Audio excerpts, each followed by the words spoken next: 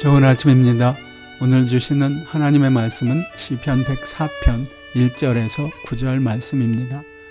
내 영혼아 여호와를 송축하라. 여호와 나의 하나님이여 주는 심히 광대하시며 존귀와 권위를 입으셨나이다. 주께서 옷을 입음같이 빛을 입으시며 하늘을 휘장같이 치시며 물에 자기 누각에 들보를 얹으시며 구름으로 자기 수레를 삼으시고 바람 날개로 다니시며 바람으로 자기 사자를 삼으시며 화염으로 자기 사역자를 삼으시며 땅에 기초를 두사 영원히 요동치 않게 하셨나이다. 옷으로 덮음같이 땅을 바다로 덮으시며 물이 산들 위에 섰더니 주의 견책을 인하여 도망하며 주의 우레소리를 인하여 빨리 가서 주의 정하신 처소에 이르렀고 산은 오르고 골짜기는 내려갔나이다. 주께서 물의 경계를 정하여 넘치지 못하게 하시며 다시 돌아와 땅을 덮지 못하게 하셨나이다. 오늘의 제목은 심히 광대하신 나의 하나님입니다. 우리는 대부분 평범한 보통 시민입니다. 특별한 명예나 지위도 없습니다.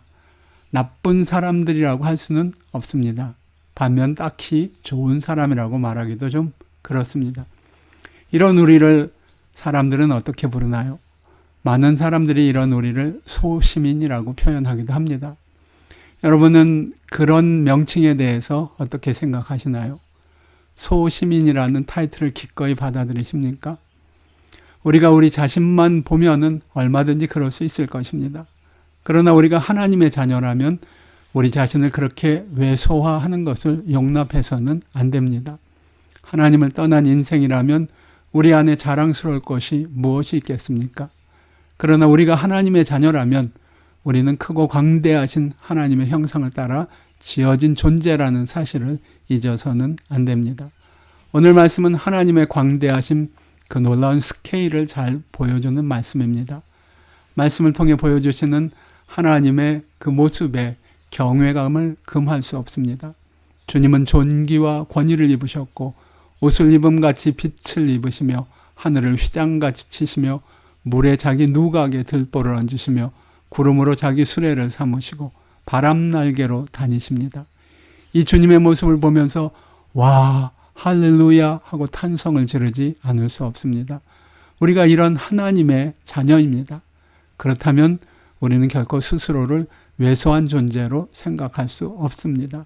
물론 우리 안에 있던 광대하신 하나님의 형상은 죄로 말미암아 많이 훼손되었습니다.